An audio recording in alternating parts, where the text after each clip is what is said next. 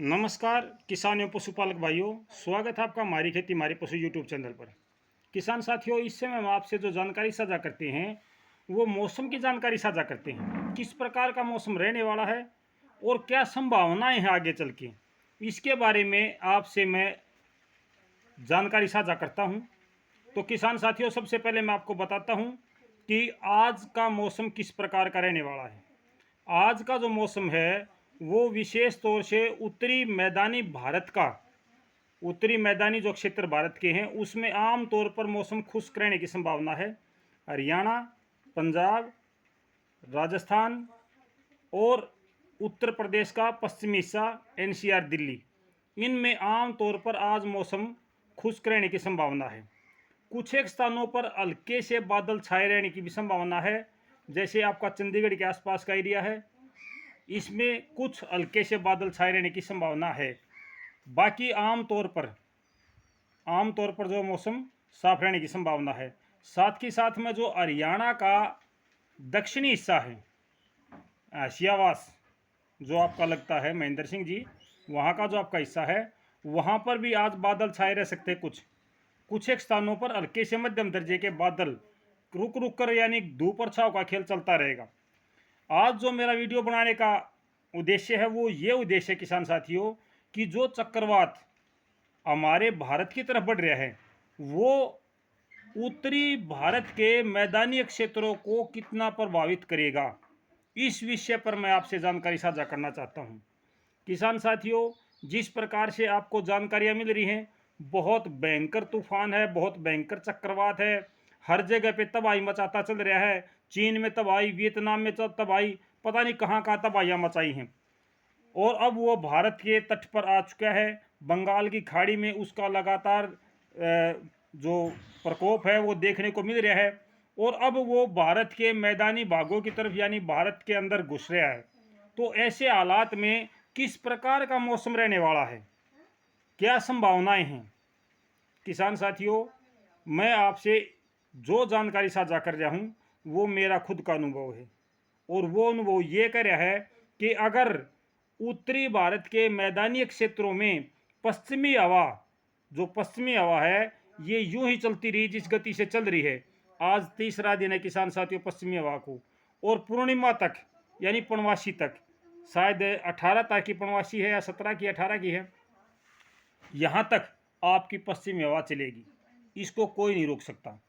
हाँ, 18 को जिस दिन पूर्णिमा होगी उस दिन आपकी हवा की दिशा, गति ये बदल सकती है। आम तौर पर मैंने पहले भी कहा है कि भाद्रपद में 15 दिन तक पश्चिमी हवा चलती है, लेकिन वो जो चक्रवात आया था उसने पूर्वी हवा से पश्चिमी होने में देर करवाई। लेकिन उस दौरान भी अपना जो गुजरात का एरिया है, राजस्थान का पश्चिमी क्षेत्र है और पंजाब का कुछ क्षेत्र है, वहाँ पर हमारे से पहले पश्चिमी हवा चल चुकी थी। हमारे से पहले वहाँ पर तो शायद 1 सप्ताह हो गया होगा पश्चिमी हवा को चले हुए, और हमारे यहाँ पर जो पश्चिमी हवा चली है वो चली है अब 3 दिन से। 3 दिन में काफ़ी असर देखने को मिला है, मक्खी मच्छरों में कमी आई है किसान साथियों। हमारे खेतों में जो एक्स्ट्रा पानी खड़ा था, जो एक्स्ट्रा पानी बर्बाद हो रहा था, वो सारा का सारा सूख चुका है। वो हमें कोई प्रॉब्लम नहीं हो रही है, मतलब खेतों के रास्ते साफ हो गए हैं। तो चक्रवात का जो प्रभाव है उसको पश्चिमी हवा कुछ हद तक उसके प्रभाव को कम करेगी। आपको बारिश से लाभ है या हानि है ये बात आप देख लेना, लेकिन मैं आपको वो बताता हूँ जो होने वाला है। अगर पश्चिमी हवा चलती है जिस गति से अब पश्चिमी हवा चली हुई है, अगर इसी गति से पश्चिमी हवा अगले 2 दिन तक चल जाती है, यानी 17 और 18 तारीख तक चलती है, 18 को भी चलती है, तो जो आपका चक्रवात है उसका उत्तरी भारत के मैदानी क्षेत्रों में जो प्रभाव है वो कम हो जाएगा। इतना प्रभाव वो नहीं दिखा पाएगा। उसका जो विशेष प्रभाव पड़ेगा वो आपका बिहार, झारखंड, उत्तर प्रदेश का पूर्वी हिस्सा और हिमाचल प्रदेश, उत्तरांचल यानी पहाड़ी क्षेत्रों में, वहाँ पर उसका प्रभाव ज़्यादा देखने को मिलेगा। मध्य भारत में भी देखने को मिल सकता है। उड़ीसा, आपका छत्तीसगढ़, मध्य प्रदेश और राजस्थान का जो उत्तर प्रदेश की इसका राजस्थान का जो हिस्सा मध्य प्रदेश और छत्तीसगढ़ की तरफ है, वहाँ पर पूर्वी राजस्थान कहूँगा वहाँ पर, लेकिन एनसीआर, दिल्ली, हरियाणा, पंजाब, राजस्थान का पश्चिमी हिस्सा और उत्तर प्रदेश का पश्चिमी हिस्सा, इनमें उसका चक्रवात का प्रभाव कम से कम पड़ेगा। मैं ये नहीं कहता कि बिल्कुल भी कुछ नहीं होगा, हो सकता है बादल छाएं, हल्की बूंदाबांदी चले, हल्की बूंदाबांदी हो जाए। जितनी तेज बारिश की कहने के वे फलदाने की संभावना है, बहुत भारी भयंकर बारिश होगी, ऐसा नहीं होगा किसान साथियों, क्योंकि इस समय पश्चिमी हवा के कारण यहाँ का जो मौसम है वो शुष्क बना हुआ है, और शुष्क मौसम होने से पश्चिमी हवा का दबाव लगातार बढ़ता जा रहा है। हर दिन पश्चिमी हवा अपना दायरा बढ़ाती जा रही है। इस हवा को पीछे धकेलने के लिए उस तूफान को फाइट करनी पड़ेगी, वो जो चक्रवात है उसको इससे फाइट करनी पड़ेगी, और फाइट करेगा तो इसका मतलब या तो वो कमज़ोर पड़ेगा या वो अपनी दिशा बदल लेगा। इनमें से एक काम जरूरी है, या तो वो कमज़ोर पड़ जाएगा, अगर वो इसी दिशा में बढ़ रहा है लगातार तो वो कमज़ोर पड़ेगा, या फिर वो अपनी दिशा को बदल लेगा। जब यहाँ पे उसको वायु का दबाव अच्छा नज़र आता है, हवा उसकी यहाँ रुक जाती है, तो वो अपनी दिशा में परिवर्तन भी कर सकता है। लेकिन किसान साथियों, डरने की कोई ज़रूरत नहीं है, कोई दिक्कत नहीं है। ऐसे तूफान तो बार बार आते रहे हैं, बहुत भारी बारिश की जो संभावना बताई जा रही है वो नहीं होगी। विशेष तौर से हरियाणा, पंजाब, राजस्थान का पश्चिमी हिस्सा, इनकी मैं बात करूं तो उत्तर प्रदेश का पश्चिमी हिस्सा है, यहाँ पर भी हल्की से मध्यम दर्जे की बारिश हो सकती है अगर चक्रवात यहाँ ज़्यादा सक्रिय होता तो, लेकिन इतनी भयंकर बारिश नहीं होगी किसान साथियों, जिस प्रकार का अनुमान ये लोग बता रहे हैं, जिस प्रकार से अखबारों में लिखी आ रही है, टीवी पर चलती है कि ये भयंकर तूफान आ रहा है, इस प्रकार से चक्रवात आ रहा है। शायद उसका योगी नाम है या यागी नाम है, कुछ ऐसा नाम बताया जा रहा है। जो भी उसका नाम है चक्रवात का किसान साथियों, अगर पश्चिमी हवा चलती है तो आपको डरने की जरूरत नहीं है। अगर ये पश्चिमी हवा रुक जाती है, 18 को रुक जाए, 17 को रुक जाए, यानी कल परसों में अगर ये हवा रुक जाती है तो उसका प्रभाव यहाँ पर पूरा पड़ेगा। अगर रुक जाती है तो ये बात आप स्वयं देख लेना कि आपके वहाँ पर अगर पश्चिमी हवा रुक गई है अगले 2 दिनों में 18 तक, तो उसका प्रभाव ज़्यादा पड़ेगा। जहाँ जहाँ ये हवा चलती रहेगी पश्चिमी हवा, वहाँ पर चक्रवात के प्रभाव को लगातार कम करेगी। ये नॉर्मल सी बात है, बिल्कुल साधारण बात है, क्योंकि हवा को हवा से रोका जा सकता है, हाथों से हवा को नहीं रोका जा सकता।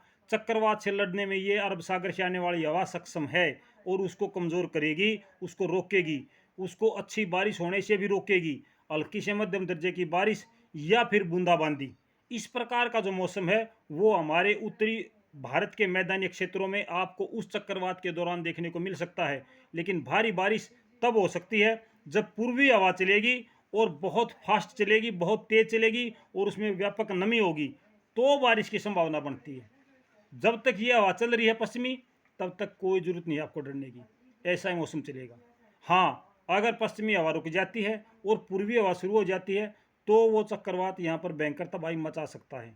तो ये है जानकारी आपके लिए, आप स्वयं देखना कि वे चक्रवात के दौरान क्या हमारी हवा बदली है या नहीं बदली है। अगर हमारी हवा बदल जाती है, पूर्वी हवा या पूर्व दक्षिण की दक्षिण की हवा, पूर्व दक्षिण की हवा हो जाती है, दक्षिण की हो, दक्षिण पूर्व की हो या पूर्व की हो, अगर ये हवा चलेगी और उसमें व्यापक नमी हुई और अच्छी गति हुई इसमें, तो भयंकर बारिश हो सकती है। अगर ऐसा नहीं हुआ तो भयंकर बारिश नहीं होगी, सामान्य से भी कम बारिश हो सकती है, मतलब हल्की बारिश हो सकती है अगर पश्चिमी हवा अपना दबाव यूं ही बनाए रखे तो ये थी जानकारी किसान साथियों आपके लिए। आप स्वयं इसका आंकलन करके देखें कि आपके वहाँ किस प्रकार का मौसम बना हुआ है, और आगे का मौसम मैंने आपको बता दिया है। आज का जो मौसम है वो आम तौर पर खुश्क रहने वाला है। आम तौर पर कुछ भाइयों ने कहा कि कल अम्बाड़ा की तरफ अच्छी बारिश हुई है, भाई हो सकता है बारिश हुई हो, लेकिन ऐसा अनुमान नहीं है किसान साथियों। पंजाब में बारिश नहीं है, हिमाचल में बारिश नहीं है, उत्तर प्रदेश में बारिश नहीं है, तो उस थोड़े से एरिया में बारिश कैसे होगी? ये तो एक अलग प्रकार की बात है किसान साथियों। ना राजस्थान में बारिश थी कल, हर जगह शुष्क था, यार दिल्ली भी खाली है सारा, तो बारिश की संभावना ना के बराबर है। कुछ किसान भाई कह रहे हैं, चलो कोई बात नहीं किसान साथियों, आप सच कह रहे हो, मना नहीं कर रहा हूँ, जो भी बात आपकी उससे मैं सहमत हूँ।